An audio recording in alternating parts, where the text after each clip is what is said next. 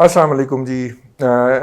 مختلف جگہوں پہ مختلف بات ہوتی ہے، تو میں نے کہا کہ ہم ایک بہت بڑی جو ڈیزاسٹر یا ٹریجڈی ہو گئی ہے پاکستان کے ساتھ اس کے اوپر بات کریں. پاکستان کی اس وقت برآمدات کا تقریباً کچھ لوگ کہتے ہیں 66%، لیکن میرے خیال کے اندر 50% سے زائد جو ہے، 50-51% جو ہے وہ ہماری ٹیکسٹائل انڈسٹری ہے. ٹیکسٹائل ہے ہماری ورک فورس جو ہے، اس کا 42% ٹیکسٹائل امپلائی کرتا ہے. اس سے آپ اندازہ کر لیں کہ ٹیکسٹائل کی پاکستان میں کیا اہمیت ہے. پاکستان کو بنانے والوں نے جب پاکستان بننے کے بعد فوری طور پہ پاکستان کی تجارتی ترجیحات کے اوپر بات کی تھی، تو انہوں نے یہ طے کیا تھا کہ ہم ٹیکسٹائل انڈسٹری کو رواج دیں گے، کیونکہ یہ مین پاور ایکسٹینسو انڈسٹری ہے، یعنی کہ اس کے اندر زیادہ سے زیادہ افراد کار کو روزگار ملتا ہے. کپاس چننے میں خواتین جو ہیں وہ انوالو ہوتی ہیں. اس کے بعد وہ اس کپاس کی جو جننگ ہے، اس میں سے جو بیج الگ کرنا ہے اور جو ریشہ الگ کرنا ہے، وہ اس کی پھر ایک الگ انڈسٹری ہے.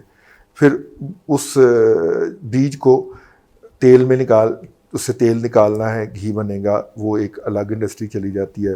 ٹھیک ہے. اور تیل نکلنے کے بعد بھی میں اس کی ڈیٹیل میں نہیں جانا چاہ رہا، اس کی جو کھلی ہے وہ جانوروں کے کام آتی ہے. ٹھیک. لیکن روئی جو ہے اس سے پھر دھاگا بنتا ہے، وہ ایک الگ انڈسٹری ہے. دھاگے سے کپڑا بنتا ہے، ایک الگ انڈسٹری ہے.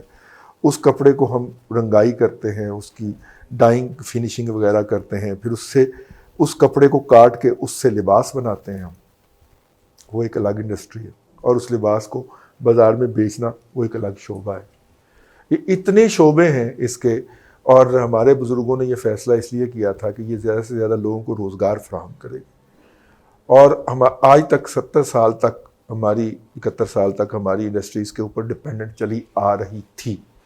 اس دفعہ ہم نے اپنے ایک دادا پوتا شو جو ہمارا اکانومی کا ہے، اس میں ہم نے آپ کو بتایا کہ بھٹی کی رائیول جو ہے وہ تقریباً 40 سے 50% کم ہے. جبکہ کچھ لوگوں کا خیال ہے کہ پاکستان نے تاریخ میں جو سب سے زیادہ کپاس حاصل کی ہے اب تک، وہ 15 ملین یعنی کہ 1.5 کروڑ بیلز ہیں. یہ جو بیل ہوتی ہے اس کا وزن کتنا ہوتا ہے؟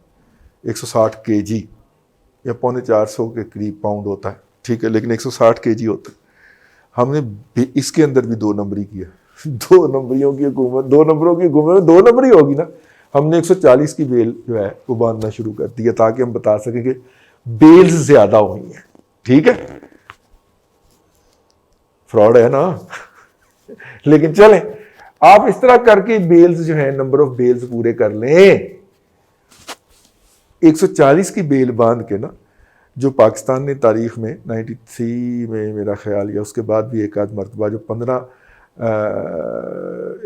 ملین بیلز کا یعنی کہ 1.5 کروڑ بیلز کا جو ٹارگٹ حاصل کیا تھا، وہ جو ہے اس کا ہم اس دفعہ آدھا اچیو کرنے جا رہے ہیں. بلکہ آدھے سے بھی کہا جا رہا ہے کہ آپ کم اچیو کر پائیں گے. کچھ لوگ تو کچھ بدبخت تو یہ کہہ رہے ہیں کہ 67% شارٹ فال ہے. وجہ کیا ہے؟ وجہ اس کی ملٹیپل ریزننگ ہو سکتی ہے. پہلی ریزن حکومت کی طرف سے یہ دی جاتی ہے کہ جی وہ جو لوکس کا حملہ ہو گیا تھا، وہ کیا تھا جی؟ ٹڈی دل کا حملہ ہو گیا تھا، تو اس وجہ سے کم ہوئی ہے. یہ حکومتی آرگومنٹ ہے. اور اس کے علاوہ کیا ہوا ہے جی؟ وہ کاٹن بیلٹ کے اندر بہت ساری شوگر ملز لگ گئی ہیں. یہ سارے فیکٹرز پہلے بھی تھے. جو اصل میں جو کرائم ہوا ہے اس شعبے کے خلاف، وہ کوئی نہیں بتا رہا. موجودہ حکومت جب ہم بتاتے ہیں نا جی، موجودہ حکومت جب برسر اقتدار آئی تو اقتدار میں آنے کے کچھ ہی ہفتوں کے بعد 419 میرے ذہن کے اندر رہ گیا یہ فگر، 419 کمپنیوں کو اجازت دے دی گئی، جن کو اجازت جو تھی وہ گزشتہ حکومت نے روک رکھی تھی. گزشتہ حکومت نے کیوں روک رکھی تھی؟ پاکستان کے اندر جب کوئی آپ باہر سے سیڈ لے کے آتے ہیں، اس کا طریقہ کار ہے. آپ کوئی دوائی لے کے آتے ہیں، اس کا ایک طریقہ کار ہے. جب آپ سیڈ لے کے آتے ہیں، آپ کہتے ہیں کہ جناب چائنا کی یا سوئٹزرلینڈ کی یا ہالینڈ کی فلاں کمپنی جو ہے وہ یہ والا بیج دینا چاہتی ہے، آئل سیڈ کا یا آلو کا یا فلانا. تو سرکار کہتی ہے ٹھیک ہے جی، ہم آپ کو رجسٹر کر لیتے ہیں، آپ وہ سیڈ لائیں. وہ سیڈ آتا ہے بہت تھوڑی تعداد کے اندر، اور ایک مخصوص کھیت ہوتا ہے, اس کے اندر وہ اگایا جاتا ہے, اور محکمہ زراعت کے لوگ جھوٹا سچا اس کے اوپر مانیٹرنگ بھی رکھتے ہیں. ٹھیک ہے, جب اس کی فصل اگتی ہے تو پھر ارد گرد کے کھیتوں کا بھی جائزہ لیا جاتا ہے کہ کیا اس سے کوئی بیماری نکل کے ارد گرد کے کھیتوں کو تو نہیں لگی. ٹھیک ہے, اچھا اس کی ایلڈ کتنی ہوئی ہے, اس کی فصل کتنی آئی ہے, اس کو اگلے سال پھر کاشت کیا جاتا ہے, اور پھر محکمہ زراعت اور اس کے ماہرین اور وہ کمپنی کے ماہرین اس کا جائزہ لیتے ہیں. ٹھیک ہے, اور جب تیسری بوائی اس کی ہوتی ہے تو اس کے بعد اس کو اجازت دی جاتی ہے کہ ہاں جی ٹھیک ہے, اب آپ یہ بیج بیچ لو یا نہیں تم یہ بیج نہیں بیچ سکتے. ٹھیک ہو گیا. اسی طرح اگر کسی نے کوئی دوائی متعارف کروانی ہوتی ہے تو اپنی تمام تر کیمیکل جسٹیفیکیشن پوری کرنے کے بعد بھی مسلسل اس کو 2 سال استعمال کرتا ہے, اور تیسرے سال کے رزلٹ کے بعد اس کو اس بات کی اجازت دی جاتی ہے کہ چوتھے سال کے لیے آپ کمرشل مارکیٹنگ کر لیں. یہ ہے وہ روایتی طریقہ کار جو 71 سال سے اس ملک کے اندر لاگو ہے. ہم میکسی پاک کا جب 1962 میں سیڈ لے کے آئے تھے تو اس وقت بھی ہم نے یہی کیا تھا. ٹھیک ہے, انہوں نے کیا کیا, یہ ریاست پودینہ تھی, 21ویں صدی کی ریاست پودینہ, اور اس نے کچھ نیا کرنا تھا نا, نیا کرنے کے لیے آئے تھے. اب یہ جو کمپنیوں والے تھے ان کے پاس تھے بہت بڑے بڑے پیسے, انہوں نے پچھلی حکومت میں بھی کوشش کی ہوگی, نہیں ٹکرا ہوگا انہیں کوئی پیسے لینے والا. انہوں نے کیا کیا, انہوں نے ادھر پارٹی فنڈ کے اندر چندہ دیا, اور یہ بغیر کسی ٹیسٹ کے, بغیر کسی چیک کے, بغیر کسی بیلنس کے, ٹھیک ہے, وہ تھونٹو لگا کے ان سب کو این او سی جاری کر دیے گئے آپریشن کے. اب انہوں نے دھڑا دھڑ وہاں سے سیڈ منگوایا, اور سب سے پہلے ان کے ہتھے جو چڑھا وہ روئی کا کاشتکار تھا. انہوں نے ان کو وہ سپلائی کیا. پہلے تو اس بیج کی جرمینیشن ہی پراپر نہیں ہو سکی, ٹیسٹ نہیں نہ ہوا تھا لوکل ایٹماسفیئر کے اندر اس سیڈ کی جو جرمینیشن تھی, یعنی کہ اس کا جو پھوٹنا ہوتا ہے اس میں سے پھل وہ کومپل نکلنی ہوتی ہے, وہ اگر 100 بیجوں میں سے 80 میں سے کومپل نکلنی چاہیے تو یہ 40 پہ نکلی یا 50 پہ نکلی یا 35 پہ نکلی, تو 65% بیج تو وہاں پہ اڑ گیا. جب یہ بیج اگایا تو اس کے بعد اس کے اوپر مختلف بیماریوں کا حملہ ہوتا ہے, جن کے اوپر سارے ٹڈی دل بھی ایک تھا, لیکن نارملی کالا تیلا ہوتا ہے. ٹھیک, اب کالا تیلا جو ہے وہ ایک تو یہ ہے نا کہ جو بھی پیسٹ اٹیک کرتا ہے وہ ہر سال امیونٹی حاصل کر لیتا ہے, تو اگلی سال اس کے خلاف زیادہ اسٹرانگ دوائی سے آنا پڑتا ہے. تو ایک تو وہ تھا, لیکن انہی کمپنیوں نے دوائیاں امپورٹ کی جس کا پہلے کالے تیلے پہ ٹیسٹ ہی نہیں ہوا تھا, اور انہوں نے دھڑا دھڑ دوائیاں بیچیں اور پھر کمپیریٹیولی سستے داموں بیچیں. ظاہر لاگت نہیں آئی ہوئی تھی نا, کمپیریٹیولی وہ جو نواز شریف ڈنڈا کندھے پہ رکھ کے جعلی دوائیوں کے خلاف آپریشن, جعلی دوائیوں کے آپریشن کرتا پڑتا تھا, وہ ایسے ہی تو نہیں کرتا تھا. تو لہذا انہوں نے جب اندھا دھند ان کو اجازت دی تو انہوں نے پھر پانی بڑھ گئی اگے سپلائی کی.